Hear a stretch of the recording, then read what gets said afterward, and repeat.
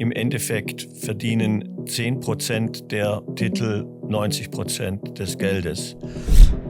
Wir glauben, dass es im Endeffekt den Kern unseres Geschäftes verwässert.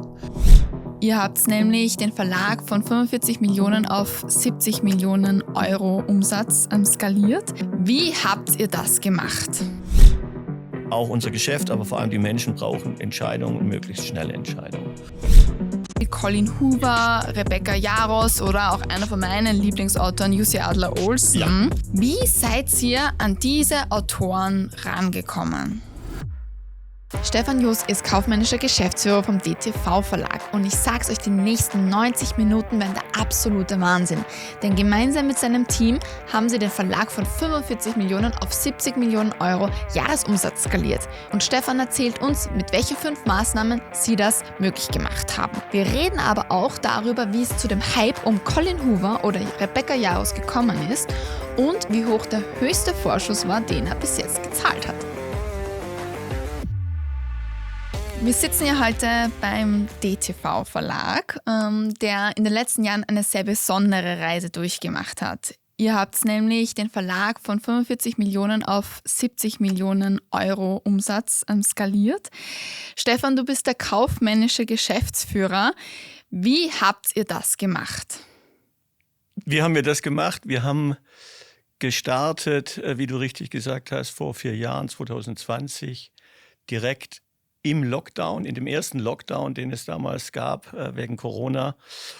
Und ich habe den Verlag damals als Geschäftsführer zunächst allein und dann ab August zusammen mit Barbara Laugwitz übernommen in einer Phase, wo der Verlag nicht nur durch die Corona-Situation, wie alle Unternehmen, wie wir alle ziemlich gefährdet war, weil wir nicht wussten, was jetzt passiert. Und wir haben damals auch noch die Situation gehabt, dass die vorige Geschäftsführung innerhalb von einem Monat im Endeffekt nicht mehr an Bord war. Wir haben uns dann zunächst mal zusammengesetzt und überlegt, was wir mit DTV machen können und wo der steht. Der Verlag der ist 1961 gegründet worden, eigentlich immer erfolgreich. Und er hat die letzten Jahre eben besonders viele Erfolge gehabt, weil er sich auf 3, 4, 5 sehr stabile Autorinnen und Autoren stützen konnte, die im Endeffekt jedes Jahr oder jedes zweite Jahr einen neuen Titel geschrieben haben, der erfolgreich war. Und wir haben uns dann die Situation angeschaut. Ich hatte es da ein bisschen leichter, weil ich in dem früheren Verlag, wo ich gearbeitet habe, schon Gesellschafter von DTV war und da im Aufsichtsrat saß. Und wir haben dann gesagt, das Zentrale an DTV ist DTV, die sogenannten 3 kleinen Buchstaben. Alles, was wir tun wollen, wollen wir um diese 3 kleinen Buchstaben machen. Viele andere Verlage machen es ja so, dass sie Wachstumsstrategien fahren mit neuen Imprints. Wir haben jetzt gerade im Moment diese Imprinterei mit den Young Adult, New Adult Büchern, die bei Lüx und Everlove und so weiter.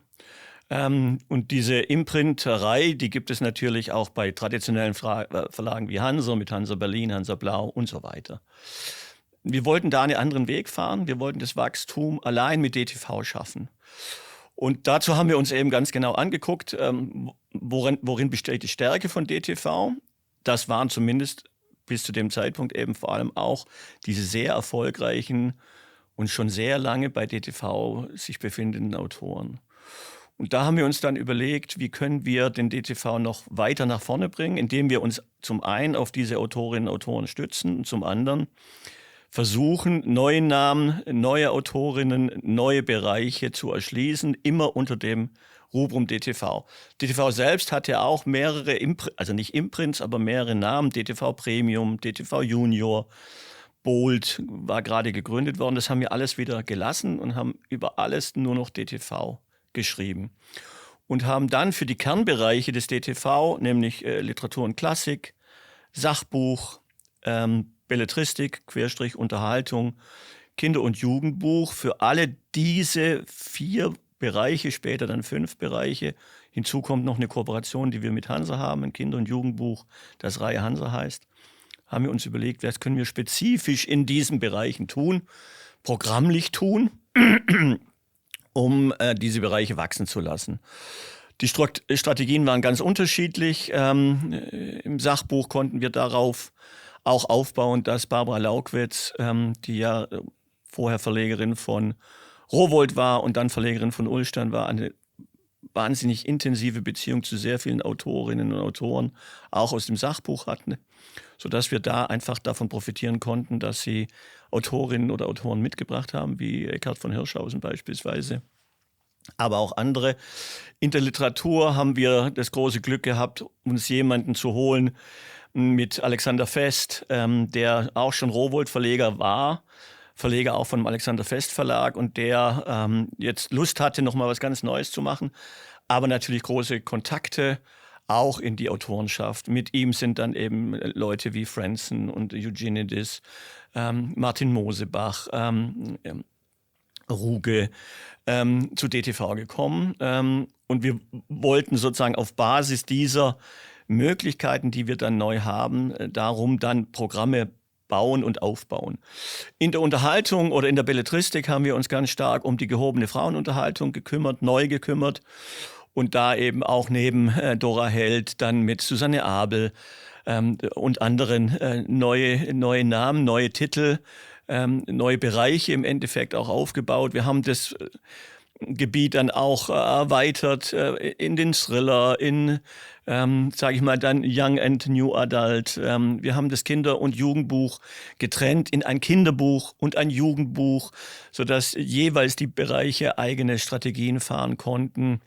Haben dann versucht, Characters aufzubauen im Kinderbuch, das uns gut gelungen ist mit Grimm und Mörchen beispielsweise, und sind wir weiter dabei, das zu tun.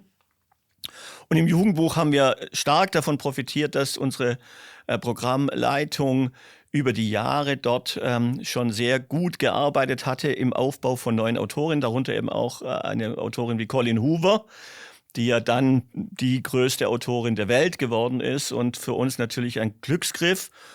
Und den großen Vorteil, dass die Programmleitung eben schon sehr früh auf Colleen Hoover gesetzt hatte und wir deswegen das einzige Land in ganz Europa, glaube weltweit sind, wo Colleen Hoover nur in einem einzigen Verlag verlegt wird, nämlich bei uns.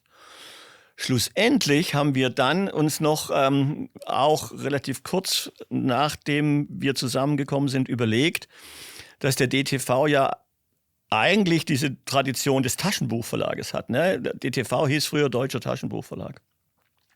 In der Zwischenzeit, also in den letzten 50 Jahren, ist daraus eben die DTV Verlagsgesellschaft geworden mit Stärken vor allem auch in der Klappenbroschur und dann im Hardcover, schwer erkämpft gegen die Gesellschafter über Jahre von Wolfgang Balk, dem Verleger, dem langjährigen Verleger vor Barbara Laukwitz. Und sozusagen, wir haben dann gefunden, dass diesem Bereich Taschenbuch nicht mehr diese große Aufmerksamkeit gewidmet worden ist, der er eigentlich verdient. Und deswegen haben wir nach so vielen Jahren zum ersten Mal wieder ein Taschenbuchlektorat gegründet, das sich ausschließlich um das Thema Taschenbuch kümmern soll.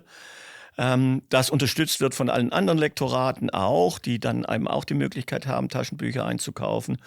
Und wir haben mit diesen Maßnahmen im Endeffekt es geschafft, dieses Wachstum zu erzielen. Klammer auf, wir hatten natürlich sehr viel Glück, dass einige der Autorinnen und Autoren, die wir eingekauft hatten, dann wirklich zu großer Blüte gekommen sind und auch riesige Überraschungen, wie eben zum Beispiel Rebecca Jaros mit ihrer Drachengeschichte, mit diesen Drachenserien uns dann sozusagen nach vorne gespült haben in diesem Bereich, in dem wir dann jetzt gekommen sind. Warum ist denn in den letzten, ich sage jetzt mal Jahren, ein bisschen vom Taschenbuch weggegangen worden, aufgrund von, man kann ein bisschen mehr Profit beim Hardcover machen? Oder was war so der Grund, warum ihr die Möglichkeit hattet, wieder zurückzukommen eigentlich? Also natürlich gab es das Taschenbuch immer weiter in der ganzen Geschichte, aber es hat ja einfach nicht mehr es war nicht mehr im Fokus der Programmleute, sondern es spielte eher eine untergeordnete Rolle. Man hat es eben mitgemacht, man hat sehr viel am Anfang, DTV ist ja entstanden aus einer Kooperation von 11 oder 12 Hardcover-Verlagen, die sich nicht alleine getraut haben, ein Taschenbuch zu machen, weil das auch zu dem Zeitpunkt, als sie das gemacht haben, nicht klar war, ob das überhaupt etwas ist, mit dem man Geld verdienen kann. Das heißt, der Verlag hat ja viele, viele Jahrzehnte eigentlich von Lizenzen gelebt, der Gesellschafter oder eingekaufter Lizenzen und nur zum gewissen Teil, zu einem kleineren Teil aus den Lizenzen, die man selbst geschaffen hat, die man schaffen konnte. Es war dann Wolfgang Balck zu verdanken, der den Taschenbuchverlag neu gedacht hat und sozusagen diese Klappenbroschur-Thematik, also dieses, was sich DTV Premium nannte, eben überhaupt erst in Deutschland richtig installiert hat. Es ist ja eine Innovation, die der gemacht hat, die man gar nicht klein genug schätzen kann. Inzwischen gibt es ja diese 3 Bestsellerlisten für Hardcover, Klappe und Taschenbuch. Und er war eigentlich derjenige, der dieses Klappenthema nach Deutschland gebracht hat. Und das führte natürlich dann dazu, dass der Fokus sich darauf stürzte. Da waren auch große Erfolge, Dora Held und andere, Rita Falk, mit denen man dann wirklich da realisieren konnte. Und dann war eben das Ziel, ein Vollverlag werden zu können und hat dann angefangen, auch das war Wolfgang Balck, das Hardcover in den Verlag zu bringen. Da waren natürlich die Gesellschafter, die selber Hardcover-Verlage waren und sind überhaupt nicht begeistert davon, weil sie gedacht haben, da entsteht ja dann maximale Konkurrenz mit den Titeln, die wir selber vielleicht gerne hätten und die wir dann lizenzieren wollten, die kauft dann DTV ein. Das war ein jahrelanger Kampf, den Wolfgang Balck geführt hat. Ich saß ja da auf der anderen Seite als Geschäftsführer von Hansa. Das hat er sehr gut gemacht, das hat er Stück für Stück geschafft. Aber natürlich sozusagen dadurch, dass sich diese Dinge so entwickelt haben, wurde der Fokus immer weniger auf das reine Taschenbuch gesetzt. Vor allem nicht auf das Taschenbuch als Originalausgabe. Also Titel, die alleine im Taschenbuch erscheinen, ja, oder die vielleicht dann in Zukunft aus dem Taschenbuch herauswachsen in die Klappe oder ins Hardcover. Darauf gab es eigentlich gar keinen Fokus mehr. Und umgekehrt war es so, dass Barbara Laugwitz, die ganz am Anfang auch aus dem Sachbuch Taschenbuch kam, einer der schwierigsten Bereiche des Taschenbuchs überhaupt, gesagt hat, ist eigentlich doch Quatsch, dass sozusagen alle Programme in diese eine Richtung gehen und das sozusagen nicht gegen, aber im Endeffekt wenig in Erinnerung an das, wo dieser Verlag eigentlich gegründet worden ist. Und lass uns doch das nochmal versuchen. Es ist kein einfacher Weg, es ist ein ganz schwieriger Weg, aber man darf nicht unterschätzen, der Taschenbuchmarkt ist immer noch der größte in Deutschland von den Formaten. Ja? Die anderen haben natürlich wahnsinnig gewonnen, aber der Taschenbuch, da ist schon was zu verdienen. Und sozusagen diese Überlegung, die da lange Zeit vorgeherrscht hat, man verdient vor allem in der Klappe und man verdient dann auch im Hardcover. Und das Taschenbuch läuft so mit. Das haben wir nicht total auf die Füße gestellt, sondern wir haben nur gesagt, in allen 3 Formaten, auf allen 5 Programmebenen kann man vernünftigerweise wachsen und damit natürlich auch Geld verdienen. Aber warum ist es ein schwieriger Weg? Ist es ein schwieriger Weg, um mit dem Taschenbuch Geld zu verdienen oder um jetzt beispielsweise im Sachbuchbereich Taschenbücher als First Format zu etablieren? Es ist ein schwieriger Weg deswegen, weil für den Buchhandel wie für die Kunden ist das Taschenbuch nicht unbedingt das, nach dem sie wirklich gucken zunächst, ja. Und es passiert eben schon, also erstmal ist für den Buchhandel schwieriger das Taschenbuch, weil es das preisgünstigere ist. Ne? Er verdient natürlich, klar, unter normalen Umständen bei den höherpreisigen Büchern mehr als beim Taschenbuch. Dann ist es im Sachbuch so, dass es nicht klare Trends gibt. Nicht? Das sind, wenn du das anschaust, was im Sachbuch funktioniert, dann sind es vor allem dann Dinge, die im Hardcover gut funktioniert haben und dann irgendwann im Taschenbuch landen, ja, weil sie dann die Leute ansprechen, die doch preisgünstig Bücher kaufen wollen. Dass Bücher im Taschenbuch selbst sozusagen zur Blüte entstehen, bedeutet ja erstens, dass man den Buchhändler davon überzeugen muss, dass man große Werbekampagnen fahren muss bei Titeln, die 12, 13, 14 Euro kosten, wenn sie übersetzt sind, noch viel schwieriger zu kalkulieren sind und im Endeffekt nur dann wirklich relevant sind, wenn man hoch fünfstellig oder mindestens mittel fünfstellig verkauft. Das passiert wahnsinnig selten im Sachbuch, Taschenbuch. Ja? Das passiert natürlich im belletristischen Bereich schon, wenn man an Krimis denkt, oder an Frauenunterhaltung denkt oder an Romance denkt, wo die Leute das Taschenbuch mitnehmen, um sich gut zu unterhalten im Urlaub oder auf der Reise. Das sind ja die sozusagen Anwendungsbereiche von Taschenbüchern oder eben günstig interessante Literatur haben wollen. Im Sachbuch gibt es ganz wenige Beispiele. Wir haben eins mit John Strzelecki, dem Weltmeister der Achtsamkeit, sage ich mal, der mit seinem Taschenbuch seit fast 500 Wochen auf der Bestsellerliste ist. Das gibt es schon. Und dann, wenn das gelingt, dann hat man häufig auch wirkliche Longseller. Aber sage ich mal, das gelingt vielleicht im belletristischen Bereich bei 10 unter 100 und im Sachbuch-Taschenbuchbereich 1 unter 100. Das liegt einfach auch daran, dass sehr viele Menschen inzwischen natürlich die Informationen, die man sonst im Sachbuch, Taschenbuch findet, in Podcasts finden, in kurzen Artikeln in den Zeitungen finden und. Es gibt so viele Möglichkeiten heute, sich zu informieren, was früher im Sachbuch einfach notwendig war oder nur möglich war. Das hat sich schon dramatisch verändert. Extrem spannend, weil ich eine klassische Taschenbuchleserin bin, also auch im Sachbuchbereich. Ich hätte noch nie ein Buch nach dem Format ausgewählt, außer es ist dann ein ganz, ganz besonderes Buch, wo ich sage, okay, das kaufe ich jetzt, damit ich es mir irgendwie ins Regal stelle und anschauen kann. Aber jetzt, wenn mich ein Thema interessiert, mir persönlich ist es vollkommen egal, ob das Sachbuch jetzt zum Beispiel ein Taschenbuch oder ein Hardcover ist. Naja, es ist für viele Menschen ist es sozusagen relevanter, wenn es im Hardcover ist. Also das Taschenbuch macht diesen Menschen sozusagen den Eindruck, es ist einfach nur so eine Ware, so eine kurz leicht dahergeschrieben. Ja? Wenn es im Hardcover kommt, dann macht es Eindruck. Ja? Dann ist es die Biografie von Churchill. Ja? Dann ist es das Sachbuch zum Thema Krankheit, Krebs und so weiter.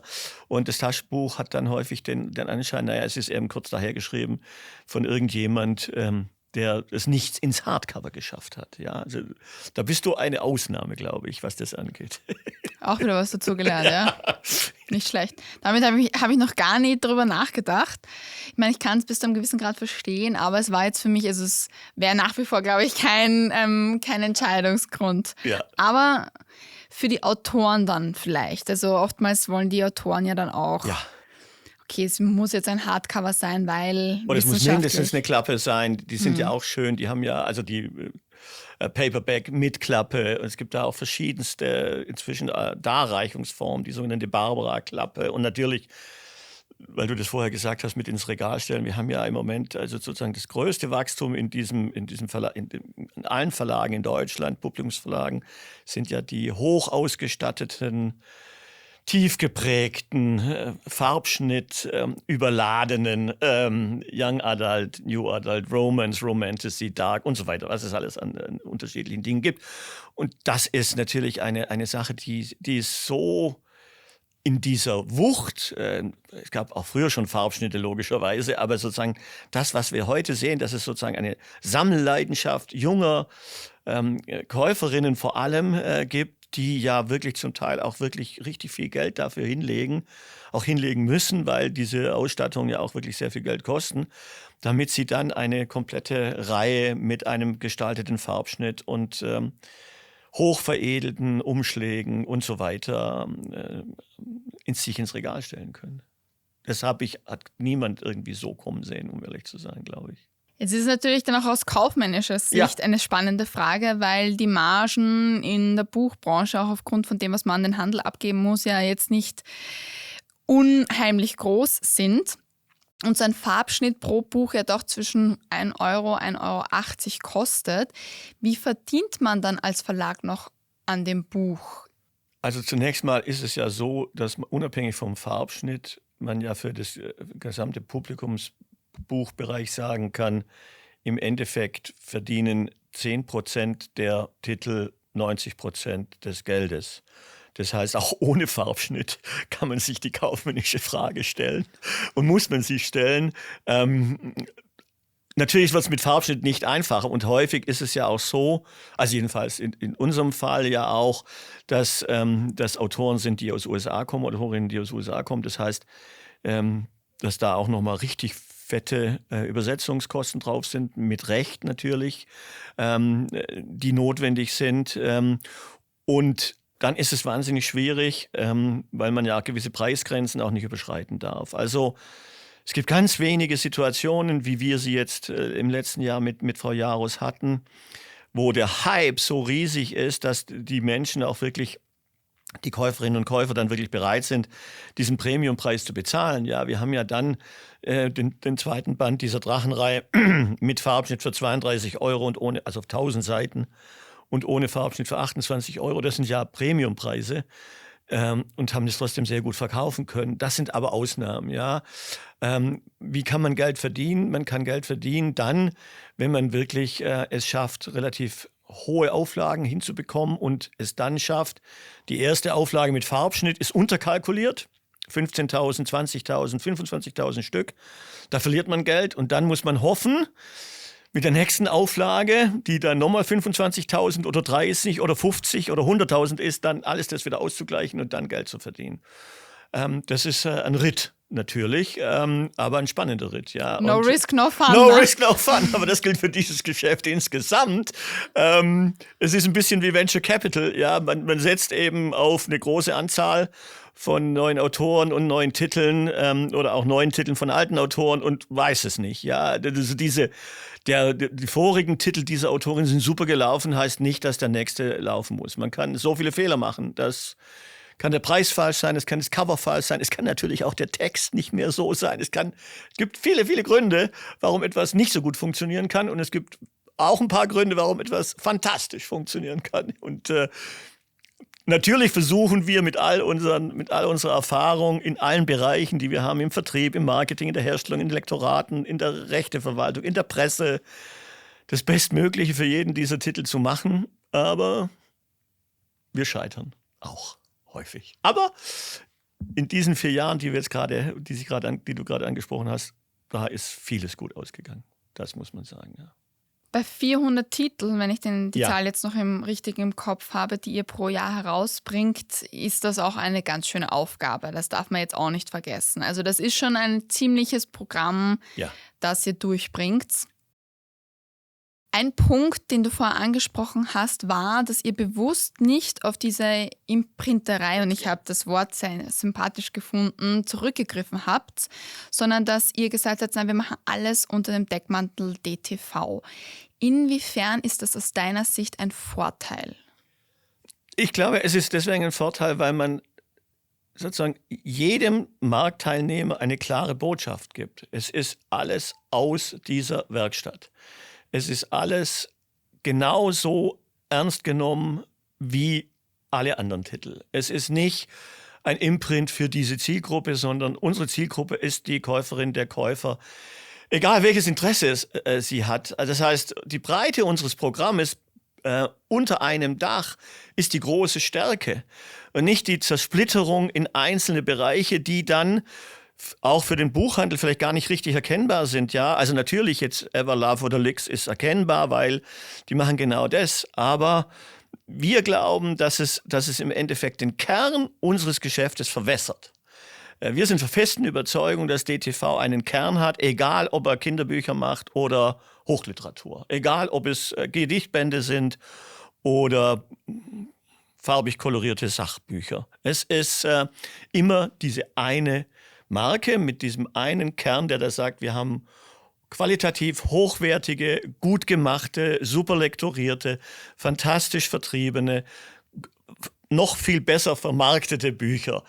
Und wir wollen uns nicht zersplittern und sagen, wir müssen dann für DTV Schnulliwups uns was Besonderes überlegen und dann sieht auch die Vorschau immer rosa aus. Und beim nächsten Mal sagen wir, unser Lektorat ist besonders clever, weil es DTV Pillimans immer nur das Beste raussucht, was es gibt. Das versuchen wir unter unserem eigenen Namen zu bündeln und die Stärke an allen Stellen gleich zu zeigen. Das ist unsere Vermutung. Wobei ich jetzt sagen muss, also diese Verlagsnamen hätten schon was. Naja, gleich Patent für den Humorteil haben wir es noch nicht entschieden. So viel Humorbücher macht man ja nicht. Das ist also das schwierigste Segmente überhaupt. Vielleicht, nein, wir machen es auch da noch unter DTV. Und welches Genre oder welcher dieser 5 Bereiche ist bei euch der stärkste? Der stärkste ist sicher im Moment die Belletristik oder Querstrich Unterhaltung. Also die gehobene Frauenunterhaltung, die Thriller, die Krimis, die New Adult Thematiken umfasst, auch Spezialthemen, die darunter fallen. Das ist der stärkste Bereich. Dann kommen gleich auf Jugendbuch, Literatur und Sachbuch. Der Kinderbuchbereich ist noch der kleinste und die Reihe Hanser. Aber die haben jetzt, insbesondere der Kinderbuchbereich hat jetzt wunderschöne Wachstumsraten. Und über allem sozusagen oder unter allem ist dann der Taschenbuchbereich, der auch schön gewachsen ist die letzte Zeit. Auch vor allem mit Taschenbüchern, Originaltaschenbüchern, die bei uns nur erscheinen und dann nur im Taschenbuch. Aber natürlich auch Taschenbüchern, wo wir den Hardcover-Vorlauf hatten. Das ist natürlich ganz neu in der Größenordnung. Ja, eine Susanne Abel und vergleichbar. Das ist natürlich fantastisch, dass wir das jetzt haben dürfen. Hätten wir das nicht im Hardcover aufgebaut, dann hätten wir nicht diese Möglichkeiten jetzt im Taschenbuch, ganz sicher. Bei unserem letzten Treffen hast du mir auch erzählt, dass ihr versucht habt, in den letzten 4 Jahren kürzere Laufzeiten hinzubekommen, damit beispielsweise in Deutschland die Bücher im Idealfall zum gleichen Zeitpunkt rauskommen wie in der USA. Inwiefern war das erfolgsentscheidend oder warum war das so wichtig? Es ist ganz wichtig, weil es gibt ja jetzt die neueren Studien, zum Beispiel in diesem Bereich New Adult, Young Adult und so weiter, die es jetzt von GfK, glaube ich, gegeben hat über die Interessen der Leserinnen. Und man sieht eben, dass ganz viele, und das haben wir in diesen Märkten auch schon vorher gespürt, bei den Möglichkeiten, die es heute gibt, diese englische Literatur eben sofort, wenn es sie in Amerika oder in England erscheint, auch in Deutschland zu bekommen, die einfach genutzt haben. Aus verschiedensten Gründen, weil sie meinen, dass man sozusagen im Originaltext noch viel näher an das rankommt, was die Autorin machen wollte, als bei einer Übersetzung, weil sie glauben und hoffen, damit ihre Sprachmöglichkeiten zu verbessern und so weiter. Ja? Und das hat sich natürlich jetzt an dieser Stelle schon sehr stark entwickelt, gab es aber früher auch schon. Zum Beispiel bei einem ganz anderen Genre, den Büchern, die über Donald Trump geschrieben worden sind, von Bob Woodward beispielsweise. Da haben die Menschen, die diese Bücher in Deutschland lesen, die waren ja auch in Deutschland sehr erfolgreich, ganz stark zum Beispiel auf die englischen auf die englischen Originale zurückgegriffen. Es gibt auch Beispiele von Sally Rooney und anderen in der interessanten jungen Unterhaltung, aber nicht jetzt in diesem New Adult Romance Bereich, sondern mehr in diesem wirklich anspruchsvollen, fast literarisch oder natürlich auch literarisch zu nennen Bereich. Und da hat man einfach gesehen, dass da große Teile des Marktes nicht mehr für die deutsche Übersetzung verfügbar war, weil sie bereits durch die Verkäufe der englischsprachigen Originale abgegriffen worden sind. Das können schon 5- bis 6-stellige Größenordnungen sein. Wir haben von Anfang an gesagt, dass Titel, die in den USA erfolgreich sind und von denen man ausgehen kann, nicht alle Titel, die in den USA oder in England erfolgreich sind, kommen ja nach Deutschland mit oder kommen so nach Deutschland, dass sie hier auch erfolgreich werden. Aber TikTok ist eins der Phänomene, die eine große Rolle dabei spielt. Und deswegen haben wir von Anfang an gesagt, wir müssen dafür Sorge tragen, dass diese Titel möglichst sogar am selben Tag erscheinen wie die englischsprachigen, damit wir zumindest die Chance haben, dass ein Vorlauf gar nicht erst entsteht. Das war nicht ganz einfach. Dieses Haus war nicht darauf vorbereitet in dem Umfang. Es war auch vielleicht gar nicht so notwendig gewesen, weil die Dinge ja auch sonst in Anführungsstrichen gut gelaufen sind. Und man war dann glücklich ein halbes Jahr später oder auch mal 3 Wochen später und sagte dann, wir sind ja eigentlich gleichzeitig gekommen. Es ist ja nur 3 Wochen später. Nur in 3 Wochen hatte man unter Umständen schon 25.000 Stück nicht verkaufen können. Und da haben wir nicht nur an dieser Stelle, aber vor allem auch an dieser Stelle sehr darauf gedrungen, dass es zeitgleich sein muss. Wir machen das nicht bei jedem Titel, den wir aus USA oder England einkaufen. Wir machen immer eine Abwägung darüber, ob wir glauben, dass das ein Thema hier werden könnte und ob das dann ein Thema ist, auf das wir so reagieren müssen. Also es ist nicht so, dass wir jetzt jeden Titel genau so organisieren, aber natürlich sehr, sehr, sehr viel mehr als in der Vergangenheit, wo es praktisch gar nicht der Fall war. Wie viel Teil des Erfolges daraus kommt, kann man schwer ermessen, aber sicherlich ist es auch ein Teil.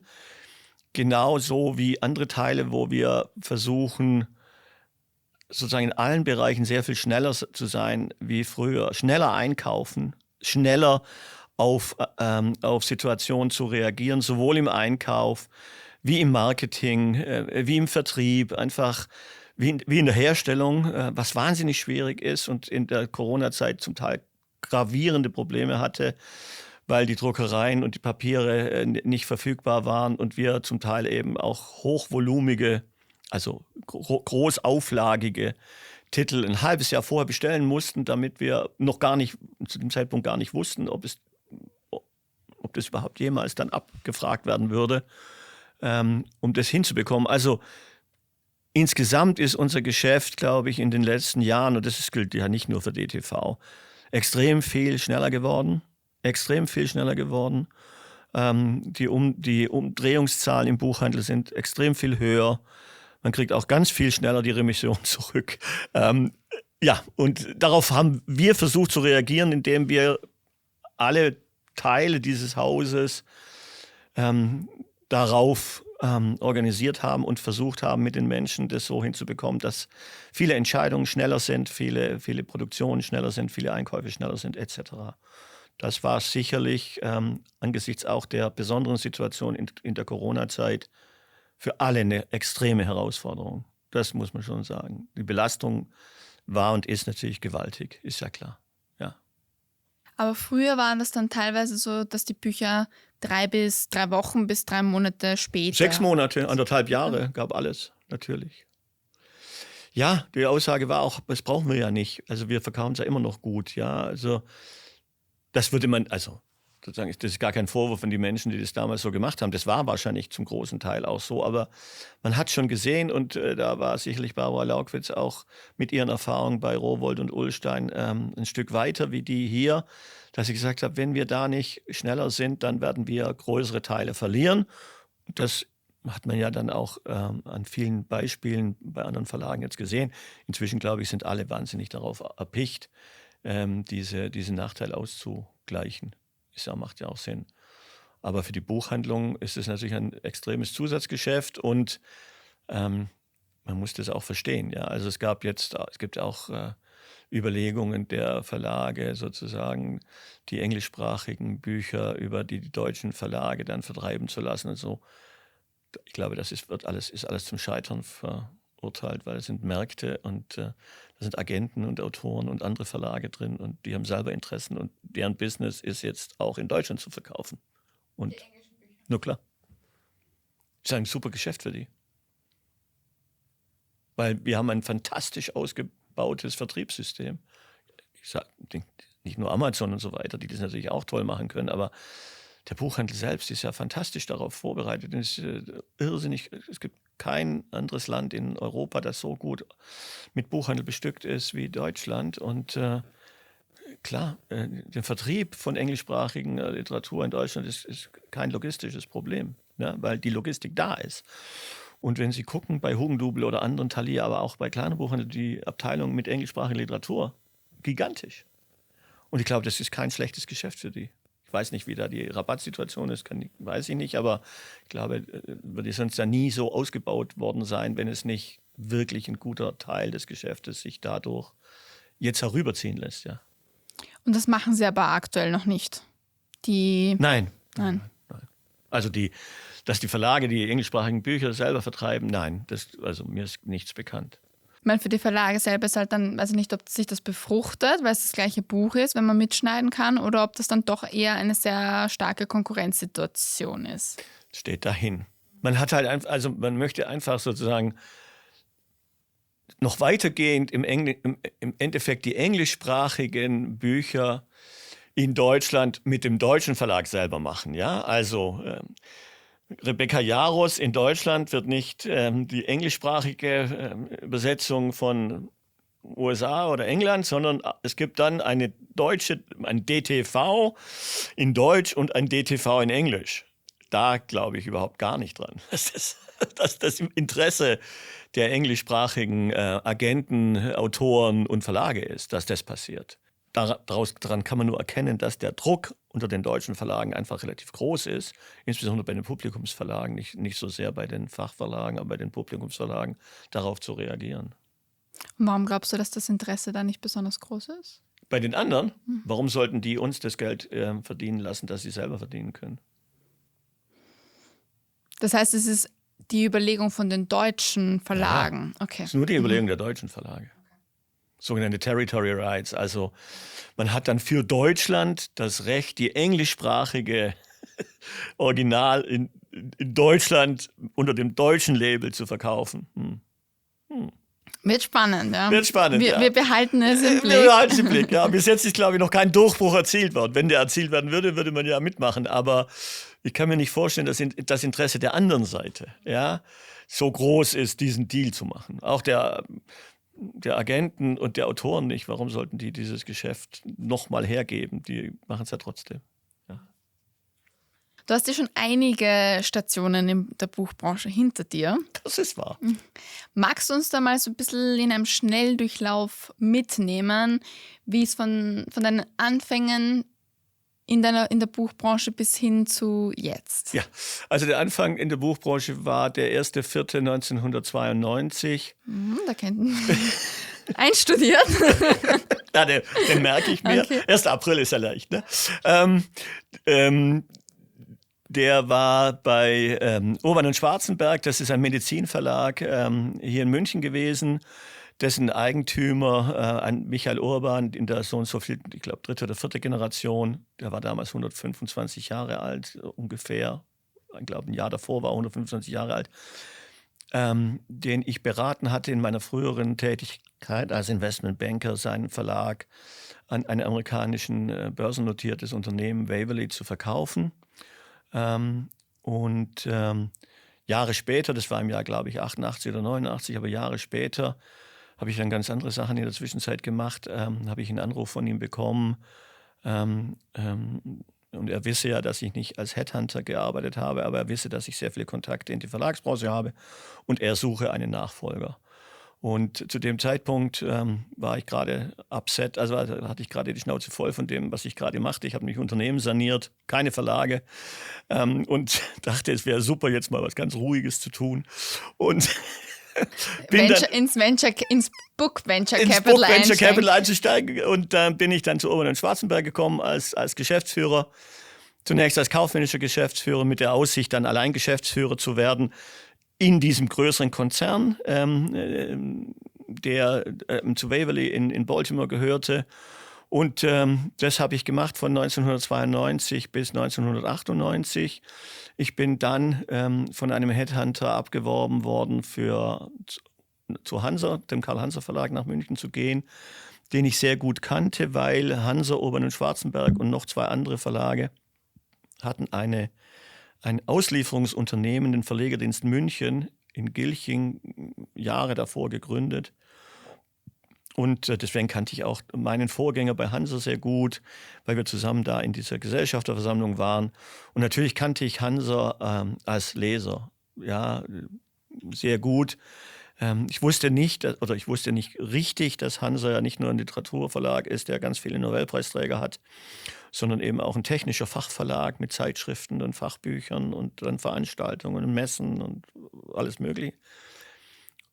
Und ich bin dann da abgeworben worden und habe es dann 21 Jahre, war ich dann Geschäftsführer von Hansa und auch Geschäftsführer von einem Wiener Verlag, Jolnay, der noch älter ist wie Hansa, 2 Jahre älter ist wie Hansa. Und habe das gemacht bis 2019 im Mai, hatte da noch unterstützt, meinen Nachfolger zu finden und bin dann aus gesundheitlichen und Altersgründen ausgeschieden und war dann einige Monate bis März 2020 eben Pensionist und habe dann wieder meine alten Dinge gemacht, habe 2 Unternehmen verkauft und ich bin Mediator und Coach, hatte ich eine Ausbildung gemacht, das habe ich auch da ein bisschen gearbeitet, habe auch die Abteilungsleitungen von DTV gecoacht, weil ich vorher ja bei DTV Aufsichtsratsvorsitzender war. Und bin dann in dieser Notsituation der fast geschäftsführerlosen Gesellschaft am selben Tag, als die verlegerische Geschäftsführerin ausgeschieden ist, dann zunächst allein Geschäftsführer für 3 Monate und dann mit Barbara Laukwitz zusammen als kaufmännischer Geschäftsführer wieder eingestiegen. Und mache das jetzt eben seit dieser Zeit und mache es noch ein bisschen. Das heißt, die Pension muss noch warten. Die Pension darf noch warten und das ist herrlich. Das ist herrlich, sehr gut. Es ist ja extrem spannend, dass du sowohl einen deutschen Verlag und einen österreichischen Verlag kennengelernt hast und auch in leitender Funktion übernommen hast bzw. aktiv warst. Was sind denn aus deiner Sicht so die größten Unterschiede zwischen einem österreichischen Verlag und einem deutschen, wenn es denn welche gibt? Na, der österreichische Verlag hat erstmal mit einem sehr viel kleineren Markt zu kämpfen, bei dem die Autoren, die dort sind, immer nach dem deutschen Markt schielen. Ja?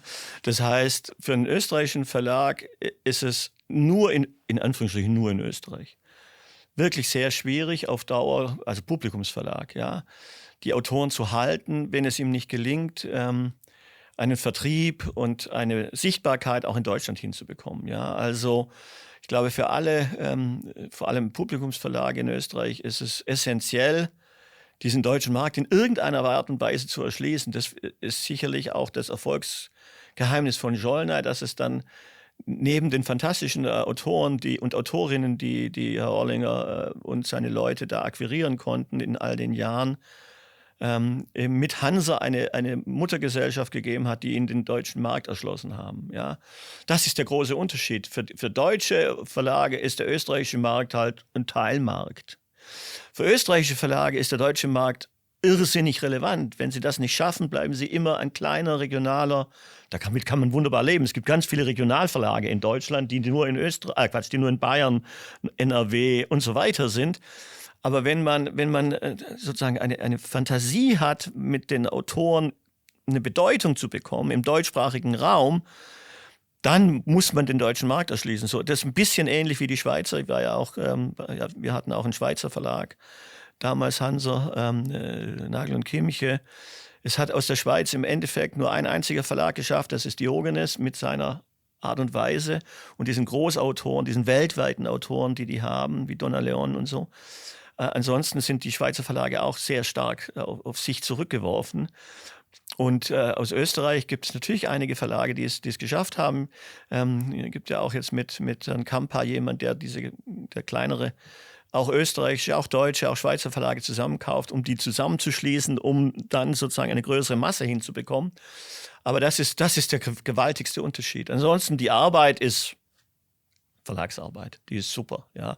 Und natürlich hat auch Österreich eine sehr, sehr gute, sehr gut ausgebaute Buchhandelslandschaft, die ja nicht nur in Wien ist, sondern ich meine, mit diesen herrlichen Kulturdingen, die es in Graz gibt. Jetzt haben wir gerade die Bachmann-Preis-Sachen wieder gehabt. Österreich ist ja eine herausragende Kulturnation, aber sie ist begrenzt auf diese paar Millionen Käufer und das heißt, die Autoren, die da was werden wollen, brauchen Deutschland.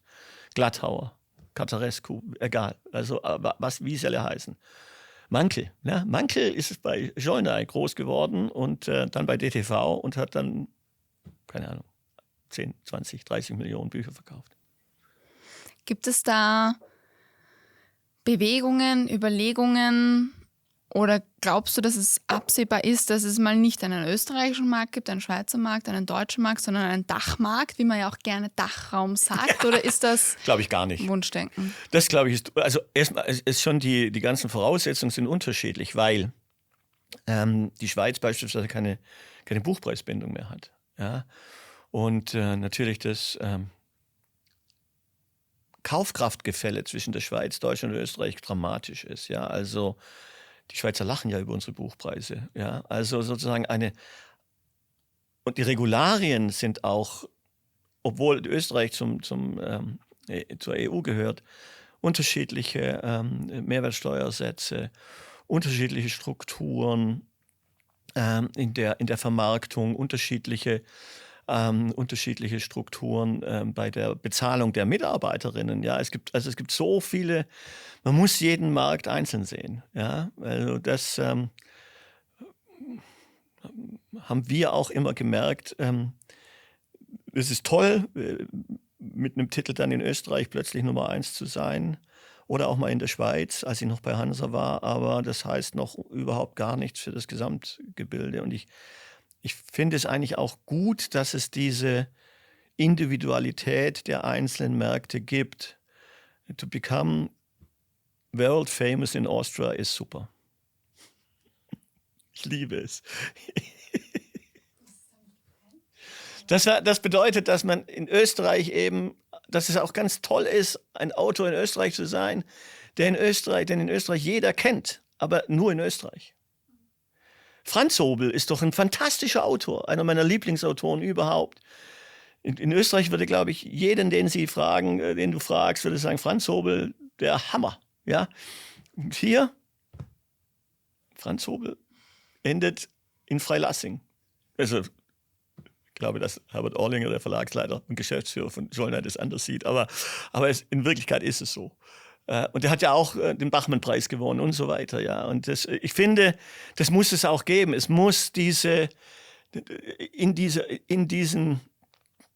ist Österreich und die Schweiz wie ein Biotop, um solche Menschen auch zu fördern. Ja, da ist Deutschland gleich, ja, finde ich auch massiv. Ich habe es geliebt, in Österreich zu sein bei dem Verlag, weil wir da auch viel kleinteiliger über Autoren gesprochen haben, fand ich. Weil man da noch näher, noch intensiver dran ist. Also, mag meine blöde einzelne Erfahrung sein, aber ich habe das geliebt. Auch in der Schweiz. Das war einfach schön. Da war am Aufsichtsrat eben eine Buchhändlerin, ja, aus Zürich. Ja, das ist doch super.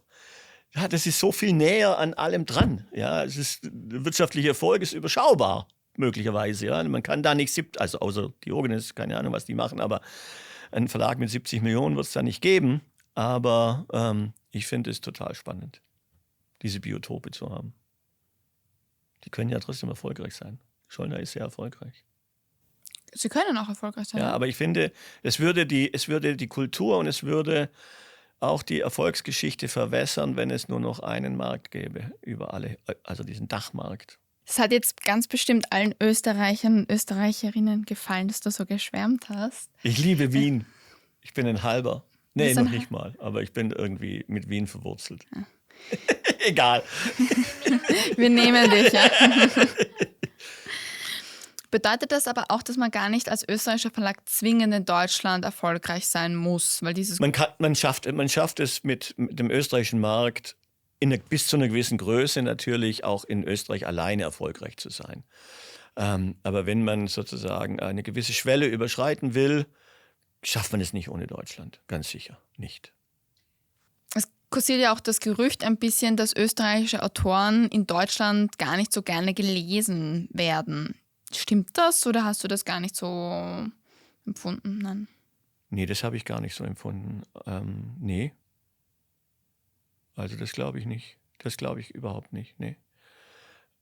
Es gibt ja viele österreichische Autoren, die die eben bei deutschen Verlagen sind. Bundesrepublikanischen Deutschen, nicht deutschsprachigen. Und da kommt es auf die Nationalität überhaupt nicht an. Also Menasse, die beiden Menasses. Und, ja. Also das spielt überhaupt keine Rolle. Aber es braucht dann zumindest eine eingedeutschte Sprache vielleicht, weil wenn es jetzt, also ich habe schon öfter mal Bücher, auch ich sage mal der Pfalz gelesen, wo ich beim Lesen drauf gekommen bin, okay, da verstehe ich einige Wörter nicht. Wird darauf dann auch geachtet, wenn man jetzt zum Beispiel als DTV österreichische Autoren nimmt, dass man das nochmal anpasst, dass dann keine Wiener oder burgenländische Begriffe drinnen sind? Nee. Nein, das macht ja gerade den Charme aus. Also ich meine, das macht ja auch den Charme der deutschen nicht-österreichischen Autoren aus, dass Rita Falk schreibt ihren Eberhofer bayerisch. Und Christian Koch schreibt seine Friedenbühler Norddeutsch und Conny from the Block schreibt ihre Leute Berlinerisch. Das macht ja was aus, das macht ja was Positives aus. Und das ist ja nur die regionale Färbung. Es gibt ja in der Literatur die tollsten Sachen, wie Leute ohne Punkt und Komma, mit einer völlig anderen Rechtschreibung, mit einer totalen Kleinschreibung, mit der Erfindung völlig neuer Satzbauten und Wortgeklüngel erfolgreich sind. Ich glaube, das ist das Besondere auch, dass man auch dieses überall gerne liest. Ich glaube nicht, dass wir da also dass es da Verhinderungen gibt dadurch, ja. Und wenn, ich meine, Wolf Haas ist derart erfolgreich in Deutschland mit seinen Brenner-Krimis gewesen. Und die waren ja nur noch so strotzend, ja, vor diesen Sachen. Ich glaube überhaupt nicht dran. Ich glaube, das macht was Besonderes aus. Die Menschen wollen ja auch sozusagen das Urtümliche, das Besondere lesen. Und das ist überhaupt kein Hindernis. Im Gegenteil, es kann sogar sozusagen die Attraktion sein, dass es das da gibt. Was machst du jetzt eigentlich so als kaufmännischer Geschäftsführer? Wie schaut so dein Tag aus? Morgens mache ich die Kasse auf und zähle das Geld. Und dann mache ich es mittags wieder auf und zähle das Geld. Und am Abend mache ich es nochmal. Und dann hoffe ich, dass es mehr ist als am Morgen. Nein. Okay. Klingt ja mal gar nicht mal so. Wenn ihr wieder einen Nachfolger oder eine Nachfolgerin sucht, ich glaube, das schaffe ich. Das kann ich auch gut. Ja, genau. Klingt gut. Klingt gut. Also tatsächlich ist es so, das Erste, was ich morgens mache, ist zu gucken, wie viel Geld auf der Bank liegt. Tatsächlich. Ich glaube, das gehört sich tatsächlich so. Das habe ich immer gemacht in meinem ganzen Leben, egal welchen Job ich hatte, wenn ich die Verantwortung hatte, habe ich immer geguckt, ist genügend Geld da? Das beruhigt erstmal, ja. Und wenn es wächst, umso schöner, ja. Und wenn es nicht wächst, muss ich wissen, warum es nicht wächst. Also sozusagen, das ist das allererste, was ich morgens mache, wenn ich um 7:30 hier reinkomme. Ich schaue auf die Bankkonten. Und dann bezahle ich Rechnungen. Wir haben so ein automatisches System, der Kaufmann bezahlt im Endeffekt, gibt die Freigabe für alle Zahlungen. Also sozusagen, das sind die klassischen Dinge. Das ist dann aber auch schon, ja, was die klassischen kaufmännischen Dinge sind. Ich habe bei DTV die typischen kaufmännischen Abteilungen, Personal, Finanz- und Rechnungswesen, Controlling, IT zu verantworten. Aber ich verantworte eben auch die Herstellung, den Vertrieb und das Marketing als Geschäftsführungsmitglied mit den Verantwortlichen da drin.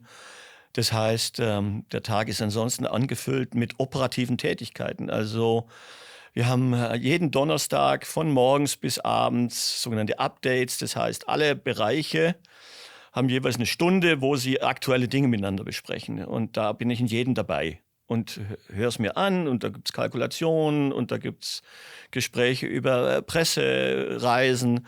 Und das höre ich mir auf der einen Seite an, damit ich informiert bin über alles, nicht über alles, aber über vieles, was im Haus läuft. Und zum anderen, wenn es was zu entscheiden gibt, dass man eben sofort da ist und dann auch entscheiden kann. Das ist mir überhaupt das Wichtigste, sehr schnell zu entscheiden. Ja? Also lieber eine Entscheidung, die sich im Nachhinein als nicht ganz richtig, als ewig zu warten. Ich glaube, die Menschen, auch unser Geschäft, aber vor allem die Menschen brauchen Entscheidungen, möglichst schnelle Entscheidungen. Und das ist zum Beispiel der Donnerstag. Am Dienstag ist es so, dass wir unsere Akquiserunde für das Erwachsenenbuch haben. Mittwoch haben wir das Kinderbuch. Das heißt, wir sitzen dann in einer kleinen Runde zusammen. Wenn ich sage, wir sitzen, ist das meiste alles sowieso über Teams, klar.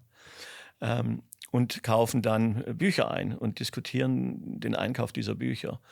Und im Endeffekt ist jeder Tag irgendwie ein bisschen anders, außer dieser feste Donnerstag und diese festen Termine, die es unter der Woche gibt. Und ansonsten sitze ich, wenn wir beide im Haus sind, was die meiste Zeit der Fall ist, 3-4 Mal am Tag mit Barbara Laukwitz zusammen und wir diskutieren über die aktuellen Dinge oder befragen uns, wie wir was machen würden oder treffen Entscheidungen. Oder entscheiden, wie weit wir in der Auktion noch mitgehen oder ob wir diesen Titel dann am Ende so rum oder so rum machen. Und dann haben wir einmal in der Woche ein Treffen mit den Marketingmenschen über alle Werbekampagnen und so weiter. Es ist eigentlich die meiste Zeit ist mein Tag erfüllt mit operativen Fragestellungen. Und natürlich bin ich derjenige, der mit dem Betriebsrat einmal im Monat für 2 Stunden zusammensitzt und die ganzen Betriebsratsdinge bespricht. Das macht der Kaufmann. Es ist total bunt und es ist herrlich. Man ist nicht reduziert, ja. Also ich bin als Kaufmann, das war ich früher auch nicht, der Number Cruncher, der sich irgendwie zurückzieht und dann die Zahlen wälzt. Die Zahlen müssen zu einem sprechen, aber man darf sich nicht darin verlieren. Die Zahlen sind nur ein Teil. Das Entscheidende sind die Menschen und das, was passiert. Und ich bin verantwortlich für die Kommunikation mit den Gesellschaftern und so. Ja, das ist alles der Klassiker. Aber das Interessante ist das tatsächliche Business. Ja, das, wo man nachher sagen kann, shit, hätten wir doch anders machen sollen. Oder yes. Oder genau, yes, wir sind's. Ja. Wie entscheidet ihr dann im Team, ob ein Buch in euer Programm aufgenommen wird oder nicht? Naja, wie gesagt, es gibt diese Akquiserunden einmal in der Woche und die sind am Dienstag für das Erwachsenenbuch. Und dann ist es so, dass eigentlich bis Freitagabend die Lektorin oder der Lektor oder der Programmleiter, die dieses Buch haben möchte, dieser in Teams alle Informationen, die es zu dem Buch gibt, Exposé, vielleicht Teilmanuskripte, was über den Autor und eine Kalkulation, die der Lektor, die Lektorin machen, mit den Einschätzungen, so viel zu dem Preis können wir so viel verkaufen, müssen so viel Werbung dafür ausgeben. Also eine richtige Kalkulation, die gibt die rein oder der rein und dann haben wir übers Wochenende bis Dienstag früh Zeit, uns das anzuschauen. Dann ist es eine kleine Runde, das sind die beiden Geschäftsführer und die Marketingleitung, die Vertriebsleitung, die auch Geschäftsleitungsmitglieder sind, die Presseleitung und die Rechteleitung, plus die Programmleitung und der Lektor, die Lektorin für diesen Titel. Und dann diskutieren wir das. Dann diskutieren wir eben, ob die Kalkulation dem entspricht, was wir uns alle dann gemeinsam darunter vorstellen können. Wir sind ja hoffentlich dann alle gleich informiert, sonst diskutieren wir über unsere Eindrücke. Also auch über die Leseeindrücke natürlich, die wir haben. Oder über die Chancen in der Zielgruppe, die wir da sehen. Und dann diskutieren wir das und dann fragen wir auch sozusagen uns gegenseitig ab, ob wir das dann wollten oder nicht wollten. Und final entscheiden es dann immer Barbara Laugwitz und ich gemeinsam. Entweder in dieser Runde oder halt, keine Ahnung, am Tag danach. Manchmal ist es ja auch so, dass es sozusagen wir uns in einem Akquiseprozess befinden, wo wir nicht jetzt alleine sind und sagen, wir können uns jetzt entscheiden, ob wir das haben wollen oder nicht, sondern auch noch 10 andere Verlage das haben wollen oder nicht. Dann diskutieren wir darüber, was könnte unser Angebot sein, bis wie weit könnten wir gehen, was würden wir da, an welchem Programmplatz würden wir das sehen, in welchem Jahr, Frühjahr, Herbst, was ist im Umfeld jetzt schon eingekauft, ist das etwas, was sich da beißt und nicht beißt oder ist das was das verstärkt? Solche Dinge werden da diskutiert. Und dann ist es häufig so, wenn die Auktionen länger dauern, dass es dann eine Woche später nochmal da reinkommt und sagt, wir stehen jetzt da und da. Wir haben uns entschieden, bis da und da zu gehen. Jetzt sieht es aber so aus, dass wir deutlich höher gehen müssten, um es zu bekommen. Wollen wir das oder wollen wir aussteigen? Das diskutieren wir dann mit den Beteiligten wieder und final entscheiden es dann immer Barbara und ich zusammen. Wir haben uns noch nie in der Öffentlichkeit gestritten. Nur hinter verschlossenen Türen. Ja, da muss man unterschiedlicher Meinung sein dürfen, das ist ja klar. Aber die Menschen, das haben wir von Anfang an gesagt, die Menschen müssen darauf vertrauen können, dass auch wenn einer von uns gerade nicht verfügbar ist, der andere immer für uns beide komplett entscheidet. Ja? Und dann ist die Entscheidung auch richtig. Also es gibt keine Korrektur der Entscheidung. Auch wenn der andere sagen würde, warum hast du das gemacht, dann sagen wir das untereinander, aber jeder muss darauf vertrauen können. Am Anfang war das für die schwierig, für die Kolleginnen, weil die dann gesagt haben, jetzt müssen wir die fragen und der muss ja aber auch noch zustimmen und wenn der aber jetzt nicht zustimmt und so, wie geht es? Und die haben sehr schnell gemerkt, es kommt nicht darauf an. Entweder reagieren wir beide innerhalb kürzester Zeit, darauf kann man sich verlassen und wenn es nicht der Fall ist und der andere muss agieren, dann gilt die Entscheidung dessen, der jetzt gerade reagiert hat. Und darauf haben wir uns von Anfang an verständigt, dass wir alle Entscheidungen, die da relevant sind, gemeinsam treffen, aber eben auch die Situation einschließen, dass wir nicht gemeinsam verfügbar sind und dann muss der andere jeweils für denjenigen, der nicht da ist, mitentscheiden und dann steht die Entscheidung, wird nicht korrigiert. Das haben wir durchgehalten bisher. Warum braucht es dann eigentlich einen kaufmännischen und einen Geschäftsführer oder Geschäftsführerin fürs Programm? Naja, also erstens mal werden sozusagen alle Funktionalitäten des Hauses geteilt. Ja, also so wie ich gesagt habe, was meine Verantwortung ist ihre Verantwortung auf dem Organigramm eben. Alle Lektorate, Presse und Veranstaltungen und die Rechte- und Lizenzabteilung. Also sozusagen, die gibt es schon, damit man sozusagen überhaupt den Überblick hat. Und wenn einer das alleine machen würde, würde es nicht funktionieren. Und ansonsten, natürlich ist es so, dass es trotzdem Schwerpunkte gibt. Ich verhandle jetzt nicht mit den Lektorinnen und Lektoren über die Programmgestaltung. Ja, das macht Barbara Laukwitz mit denen, das diskutieren wir nachher in größerer Runde. Und genauso wenig würde sie jetzt sozusagen mit den Finanz- und Rechnungswesen Menschen darüber diskutieren, ob die Abschreibungen auf, keine Ahnung, auf irgendein Recht jetzt richtig ist oder falsch. Also wir haben schon noch, jeder von uns hat doch noch einzelne Spezialgebiete, die einen auch ausfüllen können. Ja, Einkauf von IT, ja, also jetzt, wir führen gerade ein CRM-System, also Customer Relationship Management System ein. Das ist ein IT-Thema und ein Projektthema, da findet Barbara Laukwitz nicht drin statt. Sie wird von mir informiert, was wir da machen, aber es ist, und genauso gibt es Dinge, die sie mit ihren Lektoren, sie fährt nach New York, um die Agenten zu besuchen, ich nicht. Und was war bis jetzt der größte oder höchste Vorschuss, den du in deiner Laufbahn für Autorinnen gesehen hast? Gesehen hast oder gezahlt hast? Na, gesehen habe ich schon mal 10 Millionen, aber selber gezahlt habe ich 1,5. 1,5. Die müssen wirklich promising sein, ja, die Autoren. Das ist so. Aber die müssen echt promising sein. Der beste Deal ist ja, du zahlst 30.000 und es hätte sich am Schluss auch die Zahlung von 800.000 amortisiert. Dann, das ist das Beste, ja. Schlimm sind die, wo du 60 zahlst und auf 55 hängen bleibst. Die sind killing, ja. 1,5 Millionen ist scheiß viel Geld und das musst du auch jetzt erstmal in der Kasse haben, um auf die Kasse zurückzukommen. Aber, sagen wir mal,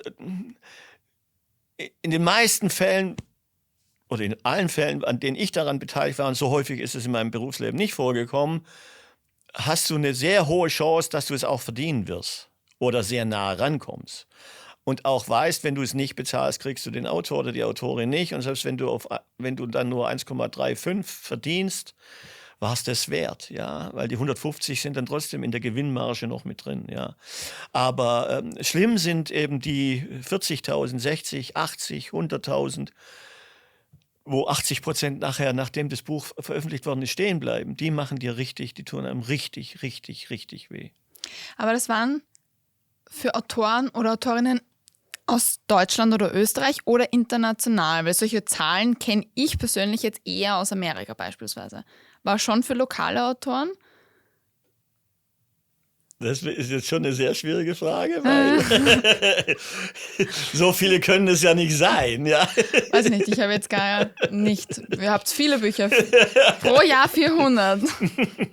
Okay, also trotzdem eine große Zahl. Ja. Trotzdem eine große Zahl, ja. Trotzdem eine große Zahl. Wir haben ein kleines Spiel vorbereitet. Okay. Es ist ganz, ganz einfach. Oh. Und zwar überreiche ich dir einen Zettel, da sind 3 Buchcover abgebildet. Sie? Die Zuhörerinnen und Zuhörer sehen die Buchcover auch eingeblendet. Das heißt, wir müssen nicht darauf achten. Und es steht kein Titel und kein Autor oder keine Autorin oben. Und ich würde gerne von dir wissen. Nein, die mittlere ist die Raupe Nimmersatt. Das ist leicht. Ich habe mir auch noch gedacht, das wird das ist ganz leicht. Voll schwer. Links ist, glaube ich, das sieht aus wie Sophie Passmann. Die Autorin sieht aus wie Sophie Passmann, aber ich kenne das Cover nicht. Die Autorin ist auch richtig, ja. Aber ich kenne das Cover sonst nicht. Und rechts, ja, da sehe ich ja schon Fischer, das muss also ein Krimi sein. Psychothriller steht da drauf. Nein, das kenne ich nicht. Also von Sophie Passmann ist das Buch Pick Me Girls. Das ist gerade neu. Ist doch nicht so alt, ne? Ja, deswegen kenne ich es noch nicht. Scheiße. Das hätte ich wissen müssen. Aber wenigstens habe ich Sophie Passmann erkannt. Und ganz rechts siehst du Arno Strobel, der Trip. Ja, Arno Strobel sagt mir natürlich was. Wem sagt Arno Strobel nichts? Aber mir sagen diese Cover nichts, weil das habe ich noch nie gelesen. Ja, Aber die blöd. Raupe niemals hat, die haben wir Gott sei erkannt. Dank bin ich mit der aufgewachsen und habe sie meinen Kindern vorgelesen. Hab ich Glück. Oh shit, das wäre jetzt peinlich. Sehr cool.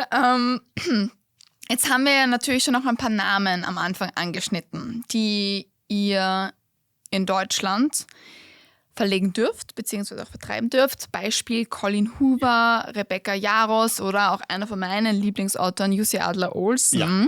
Die werden ja auch in den letzten Jahren durchaus ein bisschen dazu beigetragen haben, dass ihr dieses super Wachstum hingelegt habt. Definitiv. Wie seid ihr an diese Autoren rangekommen? Nein, also Jussi ist ja, das war jetzt der 10. Band, das ist ja in grauer, schöner, bunter Vorzeit.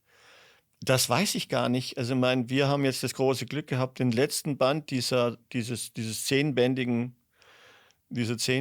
Kuh-Reihe machen zu dürfen. Ich weiß nicht, wie damals Jussi zu DTV gekommen ist. Oder Colin Hoover? Oder Rebecca Yarros? Colin Hoover ist von Frau Stark, der Programmleitung, gefunden worden. Ja? Gefunden worden als Jugendbuchautorin vor bestimmt 10 Jahren, schätze ich mal. Und die hat wahnsinnig gute Kontakte nach USA und ich glaube, dass sie die Agentin von Colin Hoover oder den Verlag, wo Colin Hoover erscheint, einfach besucht hat und sie dann kennengelernt hat. Und dann es geschafft hat, über die Jahre eine so enge Beziehung zu der Agentin oder der von Colin Hoover aufzubauen, dass es ihr gelungen ist, eben, was ich vorher schon gesagt habe, dass wir hier bei DTV die einzigen sind, die alle Bücher, die sie veröffentlicht, in einem Verlag gebündelt haben durften.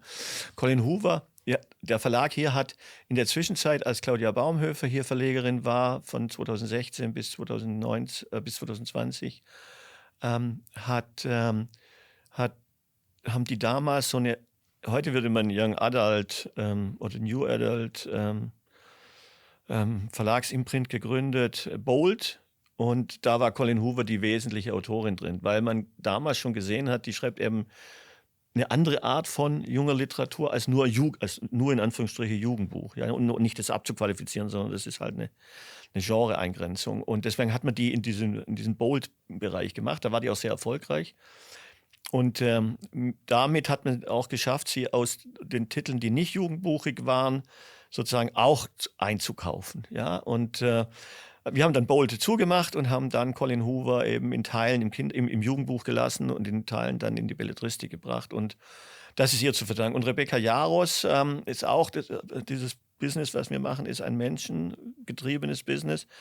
Wir haben eine Lektorin im Haus, die spezialisiert ist auf diese ganzen Romantasy-Titel. Und die hat, Rebecca Yarros ist in Amerika in einem ganz kleinen Verlag, Entangled, erschienen. Und ja, die hat Lunte gerochen und hat einen Kontakt zu ihr aufgenommen. Und ich glaube, sie ist, weiß nicht, ob man so weit gehen darf zu sagen, sie ist eine Freundin, aber sie ist schon eine sehr enge Vertraute auch von Frau Yarros.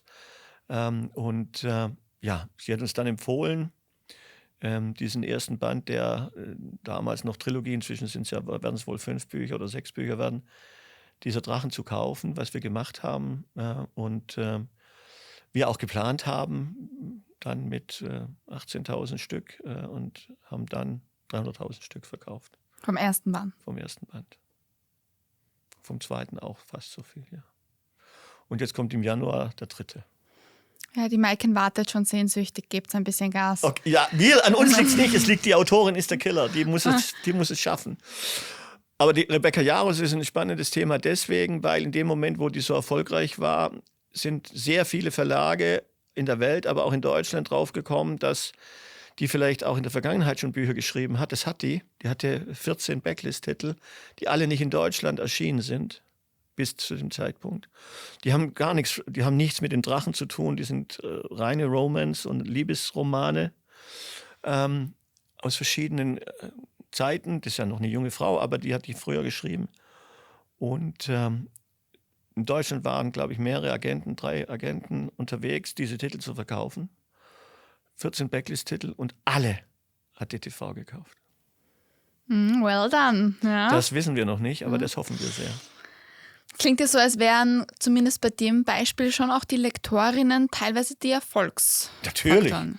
Also der Erfolg dieses Unternehmens beginnt ganz vorne und endet ganz hinten. Ja? Also sozusagen die Lektorinnen, die Lektoren, das sind die Trüffelschweine. Also ohne, ja, ich liebe Trüffelschweine. Das sind wertvoll, ja? Die sind extrem wertvoll und wir haben fantastische Leute und die sind in diesen Märkten zu Hause, die haben irre viele Kontakte in die ganze Welt. Es ist beeindruckend zu sehen, was die immer wieder herschleppen. Natürlich haben wir auch Scouts in den großen Märkten, die uns unterstützen, die genauso wichtig, also nicht genauso wichtig sind, aber die sehr, sehr wichtig sind. Aber natürlich ist das Erfolgsrezept, dass diese Leute hungrig danach sind, diese Literatur zu finden und sich eben diese Literatur auch vorstellen zu können. Und genau diese, ja, also deswegen kann die Dame, die jetzt Rebecca Yarros eingekauft hat, ist Weltmeister drin, dieses und Vergleichbares einzukaufen. Die würde nicht die richtige sein und die würde auch gar keinen Spaß dran haben, dann, ich weiß nicht, Hochliteratur aus Italien zu suchen. Ja, aber dafür haben wir jemand anders. Und das macht's aus. Und sozusagen, das muss sich dann fortsetzen. Also diese Liebe zu dem einzelnen Buch, zu der einzelnen Autorin, die muss sich transportieren lassen auf das Haus. Ja, das muss der Vertriebsmensch, die Vertriebsfrau, der Vertriebsmann, der mit Hugendubel redet und der als Vertreter draußen ist, der muss sich genauso dafür begeistern wie unsere Social-Media-Leute, unsere Offliner. Der muss sich genauso begeistern wie die Herstellerin, das sind bei uns alles Frauen, die dann sagen, okay, aber dieses Buch braucht unbedingt noch ein gelbes Vorsatzpapier. Und es muss ein offenes Papier sein, was der Umschlag ist. Und so geht's weiter, ja. Und die Lizenzdamen, die müssen sagen, das wird mein Hörbuch-Bestseller bei Hörbuch Hamburg und so weiter. Dann funktioniert's manchmal sehr gut. Und trotzdem ist es so, auch wenn sie diese Begeisterung, die ist ja auch bei 400 Titeln nicht bei 400 gleichmäßig, ja, die ist unterschiedlich. Aber wenn gar keine Begeisterung da ist, von Anfang bis Ende nicht, geht gar nichts.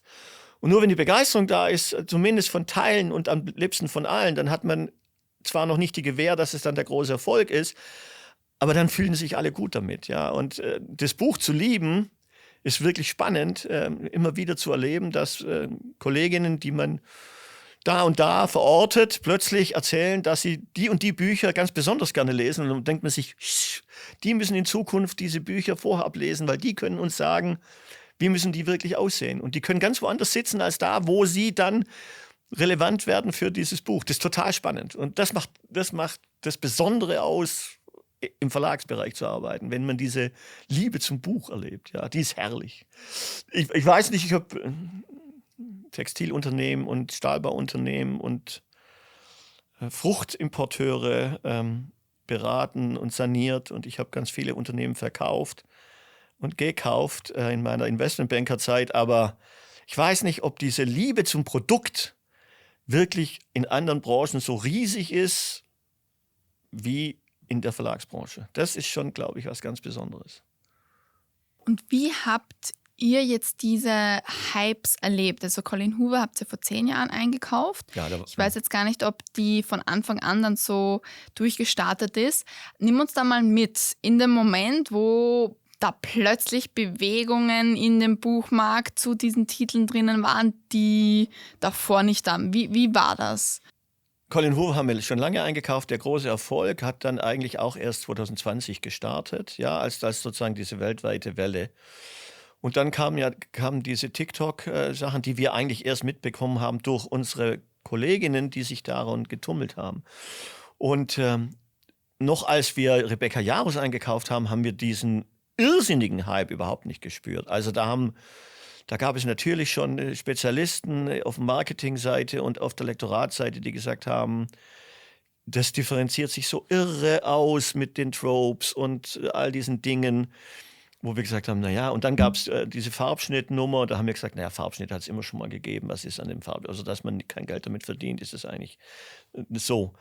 Und was es dann ausgelöst hat, waren eigentlich zwei Dinge. Das eine ist, dass man plötzlich aus USA und aus Deutschland eine Unmenge an Manuskripten aus diesem Bereich bekommen hat. Also, dass man hier ersoffen ist in Romanticies, ja, in Sportfantasies, in Dark Romance, man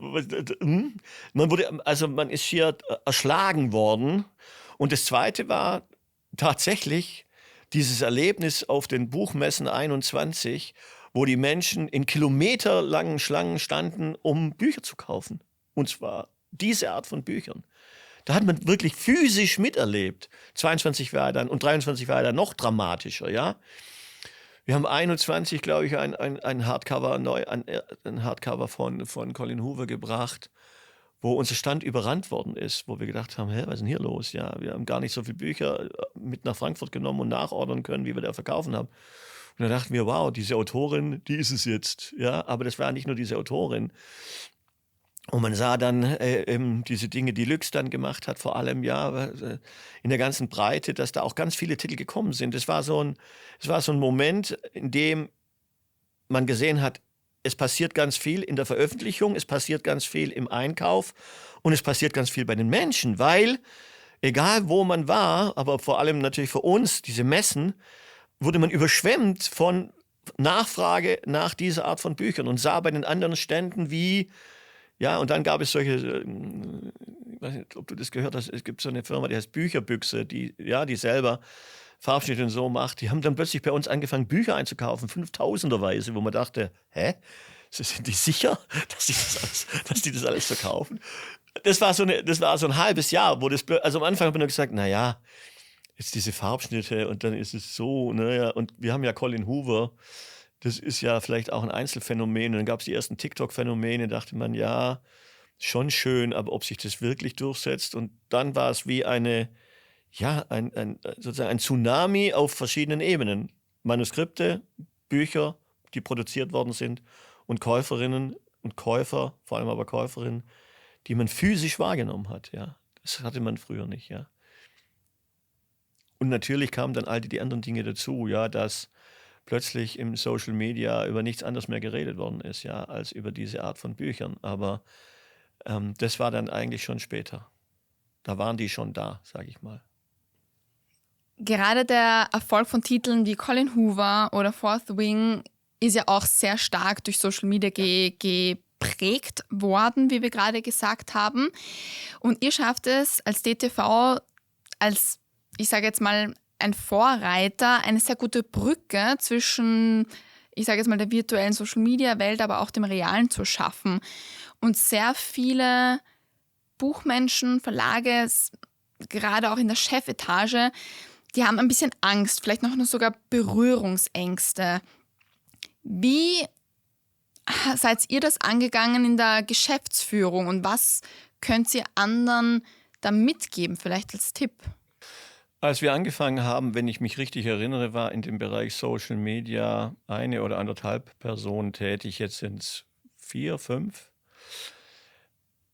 Uns hat es von Anfang an besonders angezogen, weil man ja doch als Verlag am meisten hofft, im Gespräch der Kundinnen, also der Leserinnen und Leser, teil zu sein. Und das hat man ja eigentlich sonst nie. Ja, natürlich gab es früher die Situation, wenn man Kinder- und Jugendbücher gemacht hat, dass man Erstleser ins Haus geholt hat, ja, und dann gesagt hat, wie findet ihr denn die Illustrationen? Man hat häufig mit denen geredet und dabei waren die Einkäufer trotzdem die Eltern, die es dann ganz blöd fanden. Und Social Media gibt eine fantastische Möglichkeit in Kooperation, also in Kommunikation, in Austausch mit denen, die es draußen kaufen, zu kommen und mitzukriegen, was die wirklich interessiert. Und deswegen haben wir das zunächst mal gar nicht nur als Marketinginstrument gesehen, sondern vor allem auch als Austausch mit der Zielgruppe oder Austausch mit den Leserinnen und Lesern. Ja? Was finden die besonders spannend? Ja? Und dann haben wir natürlich versucht, damit auch umzugehen. Ja? Man darf sich davor nicht scheuen, dass es einen auch mal erwischen kann. Ja? Wir haben da auch Dinge erlebt, wo dann plötzlich Shitstorms über uns runtergebrochen. Vor denen darf man sich halt auch nicht dann fürchten. Die passieren und die kann man manchmal auch gar nicht erklären, weil man überhaupt nicht versteht, weil da kein rationales Argument dahinter ist und trotzdem passieren sie. Das darf einen nicht daran hindern, immer weiterzumachen. Das ist für die Menschen, die dann sozusagen direkt in der Kommunikation mit anderen Menschen sind, also im Haus als Mitarbeiterinnen mit den Leuten draußen, brutal schwer, weil die haben ja Herzblut dran.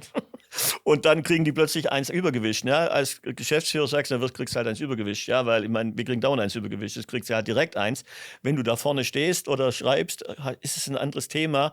Da musst du die Menschen auch wirklich unterstützen. Und ich glaube einfach, es ist ein gigantisches Instrument, um die Bücher noch besser zu machen. Ja? Wenn wir jetzt die Leute über Farbschnitte abstimmen lassen und so weiter, über Cover abstimmen lassen, von denen hören, wie ihre Leseeindrücke sind, diese ganze Bloggerei, die es da gibt, die sich damit auseinandersetzen, wie diese Bücher sind und wie sie dann die Päckchen auspacken und so weiter. Das ist ja eine Interaktion, die man sonst nie hatte. Das fanden wir so toll daran, ja, in diese Interaktion zu kommen. Und was man absolut lernen muss, ist, lass die Menschen selber machen. Wir sind letztes Jahr TikTok-Verlag des Jahres geworden. Frag mich nicht, was die Qualitätskriterien sind. Aber das sagt mir einfach nur, unsere Leute haben da mit ganzem Herzblut genau das Richtige getan. Und das kann ein alter Sack wie ich überhaupt nicht ermessen. Ja, ich bin jetzt auch auf TikTok, weil darf man ja nicht sein. Meine Kollegin ist weder auf TikTok noch auf Instagram. Ja, die ist da ganz weit weg. Aber was wir trotzdem gesehen haben, ist, dass wir über dieses Medium einfach sehr viel mehr über unsere Leserinnen und Leser erfahren, was uns hilft, bessere Produkte zu machen. Und dann ist es eine Möglichkeit, in direkten Kontakt mit denen zu kommen, wenn wir auch eine Botschaft, eine Marketingbotschaft haben. Und das ist ja so grauenhaft, wenn wir früher diskutiert haben, machen wir noch eine Anzeige in der FAZ oder so, und dann haben wir irgendwie 15.000 € hingelegt und wussten nicht, ob irgendeiner da rechts drauf guckt. Das wissen wir jetzt. Und das ist das Tolle. Das heißt nicht, dass die Kohle nicht trotzdem auch verbrennt. Ja klar, tut sie das. Aber sag mal, die Nähe zu dem, was uns wichtig ist, nämlich was die Menschen draußen, die unsere Produkte wahrnehmen und die auch wirklich genießen wollen, was die dafür für eine Einschätzung haben, das ist das Relevanteste. Und deswegen haben wir das unterstützt und unterstützen es weiter. Punkt. Jetzt würde mich trotzdem interessieren, internationale Bestseller, die wir jetzt auch so ein bisschen genannt haben, wie viel macht ihr da als Verlag noch, um die zu platzieren in Deutschland? Oder sind das, bis sie diesen Hype bekommen, Mitläufer und dann Selbstläufer? Oder positioniert sie diese internationalen schon auch? Natürlich. Also völlig klar, wir können in manchen Fällen davon profitieren, dass der Hype im Ausland stattfindet. Sehr viele dieser Hypes, das haben am Anfang auch ziemlich viele Menschen in den Verlagen geglaubt, kommen dann automatisch nach Deutschland. Das tun die nicht. Ein paar schon, Colin Hoover sicher, Jaros sicher, viele andere, vielleicht Icebreaker auch, aber der nicht bei uns ist natürlich, aber viele andere natürlich nicht. Das heißt, da kann der Erfolg in den USA nur ein Zeichen dafür sein, dass das Leser finden kann. Aber natürlich muss man dann auch noch hier positionieren und hier auch viel Marketing und Vertriebsgeld ausgeben. Also sowohl bei der Platzierung bei den großen Thalia, Hugendubel und so weiter, wie auch bei dem dazugehörenden Marketing, wie auch zum Teil dazugehörenden Presse- oder Veranstaltungsarbeit, wenn es Frau Owen aus Amerika kommt mit dem Debüt und es nicht anders geht, als dass die noch bevor das Buch erscheint, hier schon in Deutschland ist, da muss man sich echt was überlegen. Aber allein sozusagen darauf zu setzen, dass der Schwapp dann rüberschwappt, das funktioniert zu selten. Man muss selber noch was tun. Die Ansprache muss zum Teil auch ganz anders sein, als sie in Amerika funktioniert hat. Wir schauen immer, was die amerikanischen Verlage gemacht haben und gucken uns an, ob wir davon was nutzen können. Also nutzen im Sinne von eine vergleichbare Kampagne oder so zu machen. Aber in den meisten Fällen müssen wir es uns selber überlegen, ja. Weil du vorher auch angesprochen hast, also jetzt passiert viel, viel mehr digital. Kann man sagen, wie sich die Aufteilung des Marketingbudgets... Ja, klar kann man das sagen. Und wie? 2019, ein Jahr bevor ich angefangen habe, war 20% 18%, um genau zu sein, digital, des Gesamtmarketingbudgets, und 60% offline, und der Rest war Messen, Vorschauen und so, ne? Und offline ist da auch, also sowohl Presse wie... Nee, offline, Presse ist nochmal extra. Okay. Offline ist Out-of-Home-Kampagnen, Anzeigen, WKZ. Ja, Buchhandel? Also, Buchhandel, ja genau. Nummer 18 zu 60. Letztes Jahr war es 55 zu 40 für digital. Sieht man in anderen Branchen auch. Na Wobei klar. ich finde, man glaubt ja nach wie vor, oder ich bin eine, die das immer wieder sagt, weil ich es auch von anderen immer wieder höre. Man sagt immer, die Buchbranche ist teilweise einfach noch 10 Jahre hinten, aber ich kenne extrem viele Branchen, auch im FMCG-Bereich, wo wir weit weg von 55% Digital-Marketing-Share sind. Also nicht schlecht. Aber insgesamt sind ja über diese 4 Jahre die Budgets extrem gewachsen, weil wir ja die Budgets im Endeffekt sind ja im Verhältnis zum Umsatz. Ne? Also wenn der Umsatz von 45 auf 70 steigt, ohne die Kooperation, die wir ja auch noch haben, aber nur unser DTV-Umsatz, kann man sich ja vorstellen, dass das Marketingbudget von, ich sage mal, 4 Millionen auch auf 7 gestiegen ist. Also sozusagen, jeder hat dann trotzdem noch mehr gekriegt, nur das Digitale hat so noch viel, viel mehr gekriegt. Offensichtlich auch ein richtiger Schritt, was mich dazu führt, dass du mir gesagt hast, dass du ein sehr tolles unternehmerisches Gespür hast dafür, was als nächstes in einem Unternehmen wichtig oder richtig ist zu tun. Wie drückt sich dieses Gespür bei dir aus und was ist das nächste für DTV? Next big thing. Ja, ich bin nicht Apple. Noch nicht. Nee, da sind noch ein paar Milliarden dazwischen.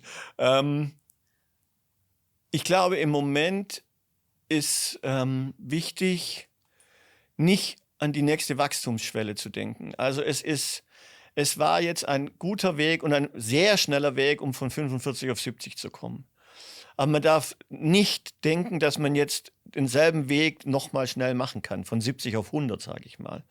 Sondern jetzt ist es die nächsten 3 Jahre von großer Bedeutung, das Unternehmen jetzt da zu stabilisieren. Ja, also sozusagen, es ist ein irrer Schritt in dieser kurzen Zeit. Das gibt es nicht sehr häufig, glaube ich, in unserer Branche. Ja, in der Venture Capital Branche natürlich schon, aber wir sind auch Venture Capital, aber in unserer Branche insgesamt gibt es das nicht so häufig, dass diese Wachstumsraten möglich sind. Und jetzt ist es, die nächsten 3 Jahre sehe ich eigentlich eine Konsolidierung, ist immer so negativ, ja, dass man irgendwie spart und alles einschränkt. Also das will ich gar nicht.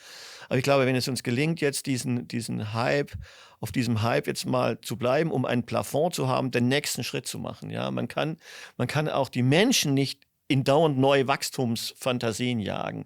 Das überfordert einen. Also man darf das ja nicht unterscheiden. Also wir haben ja in dieser Zeit auch 25 neue Arbeitsplätze geschaffen. Ja, die müssen ja erstmal integriert werden. Ja, die sind jetzt integriert einfach durch mehr Arbeit, also nicht mehr Titel, aber für den Titel mehr Arbeit, um dann erfolgreicher zu sein. Das kann man nicht beliebig machen, weil die Strukturen werden sonst verrückt. Ja, an die Strukturen hört sich so blöd an. Die Menschen werden sonst verrückt. Man muss jetzt gucken, dass sozusagen dieser Plafond, den man jetzt erreicht hat, der ja ein hoher ist, dass man den ungefähr hält, irgendwo zwischen 65 und 75 Millionen bleibt. Ja, das wäre für die nächsten 3 Jahre the next big thing. Wenn das gelingt, dann haben wir eine Chance, die nächste Runde zu machen. Und wo die sein wird, wissen wir heute noch nicht. Es wird neue Trends geben. Vielleicht gibt es die Romantasy auch in 5 Jahren noch. Ob ich dann noch hier bin, ist eine andere Frage. Aber es gibt ja jemand anderen, der das dann suchen kann.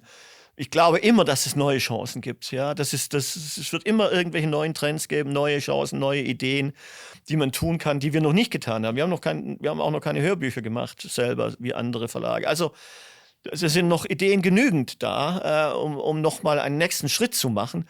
Aber man darf nicht nur über nächste Schritte, wir müssen es tatsächlich gucken, wenn wir das schaffen, in dieser Range zu bleiben, dann ist das jetzt das next big thing, das zu schaffen und nicht wieder auf 50 runterzufallen, was ja auch passieren kann. Das ist ja ganz normal, ja, auch solche Dinge passieren, dass man so kleine, man kann ja auch sagen, naja, wenn ihr Colin Hoover nicht hättet und Jaros nicht hättet, wo wärt ihr dann? Ja, dann würde ich sagen, wir haben schon noch zig andere Sachen gemacht, die gut waren und auch viele, die natürlich verschütt gegangen sind, aber wir haben noch ganz viele Ideen zu Autoren, zu Autorinnen, zu Themen, mit denen wir es schaffen können, in diesem Range zu bleiben. Und wenn wir das schaffen, uns da zu stabilisieren, dann können wir den nächsten Anlauf nehmen. Und dann haben wir auch wieder Kraft in den Menschen und in den Strukturen, in der Organisation, diesen Schritt zu tun. Das, glaube ich, ist jetzt mein Gefühl, das ich jetzt habe. Nicht immer mehr. Das ist verrückt. Das schafft man nicht. Aber wie hast du dieses Gefühl aufgebaut? Weil ich bin ja selber auch Unternehmerin. Ich finde das jetzt extrem spannend. Es lässt sich ja immer leicht sagen, okay, gut, das ist jetzt so der nächste Schritt. Aber wie äußert sich das bei dir? Liest du da extrem viel Erfahrung, ein Mix aus allem? Ich lese, also dazu, zur Unternehmensführung, so lese ich nichts mehr. Ich bin jetzt, seitdem ich 28 bin, Geschäftsführer. Also verantwortlich. Und jetzt bin ich 68, bald 67. Das sind gerüttelt Maß an einfach, es ist einfach, also hört sich ganz blöd an und so überheblicher Scheiß, aber ich glaube, das hat man im Gefühl. Das hat man im Gefühl, also ein Unternehmen ist ja ein soziales Wesen, ein lebender Organismus. Und wir haben diesem Unternehmen in den 4 Jahren eine massive Veränderung zugemutet, die sehr gut ausgegangen ist. Hurra! Ja, das ist ja auch nicht immer so. Ja? Und deswegen braucht es jetzt sozusagen, das ist ja jetzt nicht keine Entspannung, wenn man das nur hält, sondern das ist Anstrengung genug, aber sozusagen das ist das Ding. Und das ist einfach nur die Erfahrung. Ich habe einige Unternehmen saniert, manche mit Erfolg, manche nicht mit Erfolg. Und ich habe eine große Erfahrung jetzt tatsächlich in der Zwischenzeit im Verlagsgewerbe. Ich glaube, ich habe das Gefühl für sehr viele Dinge. Ich lerne jeden Tag noch Neues dazu. Ist spannend, weil man mit neuen Leuten auch jeden Tag was Neues dazu lernt, was man bisher noch nie gehört hat. Es gibt immer wieder verrückte Sachen, die es noch nie gegeben hat. Aber sozusagen der Grundtenor, den glaube ich schon zu spüren. Und da verlasse ich mich einfach auf mich. Großkotz. Überhaupt nicht. Wir beenden unseren Videocast immer mit einer Runde Rapid-Fire-Questions. Okay. Schnelle Fragen, schnelle Antworten. Also Männer haben aber länger Zeit nachzudenken, gell? Die sind so langsam. Der Alzheimer ist so nah. Das habe ich im Gefühl, dass wir da keine Probleme haben werden. Okay. Die erste Frage. Beende bitte diesen Satz. Ich werde niemals aufhören, an das Gute im Menschen zu glauben. Lieber immer 30 Minuten zu spät oder 30 Minuten zu früh? 30 Minuten zu früh. Was ist schlimmer? 10 unsterbliche Gelsen im Schlafzimmer oder nie wieder Vogelgezwitscher? Nie wieder Vogelgezwitscher ist das Schlimmste. Es ist und bleibt ein Mysterium, warum Gummibärchen den Menschen so gut schmecken, obwohl sie so grässlich in den Zähnen kleben. Mein Lebensmotto ist: Es ist erst vorbei, wenn es vorbei ist. Und auch wenn es vorbei ist, ist es noch lange nicht vorbei. Jeder Gast hinterlässt eine Buchempfehlung für den nächsten Gast, ohne dass er weiß, für wen er sie hinterlässt. Ja. Der letzte Gast hat auch eine für dich hinterlassen. Okay. Und zwar handelt es sich um dieses schöne Buch, Notizen einer Hinrichtung von Dania Kukawka, erschienen im Phoenix Verlag. Wir haben hier die englische Version. Schön. Und ich lese dir die Notiz vor, die für dich hinterlassen worden ist.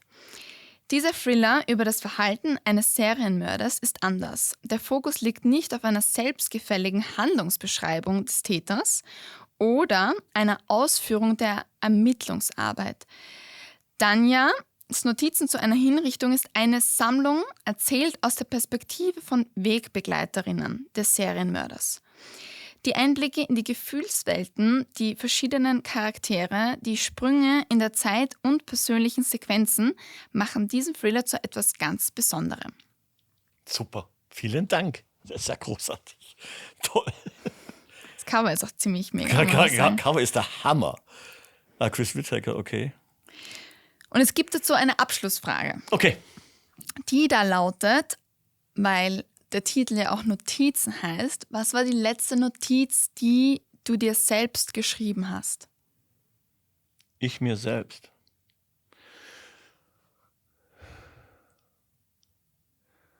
Also die Notiz, die ich mir selbst geschrieben habe, war tatsächlich, hatte nichts mit dem Verlag zu tun, sondern mit meinem Sport. Und da stand drauf, die rechte Hand beim Patten ruhig halten. Golfen.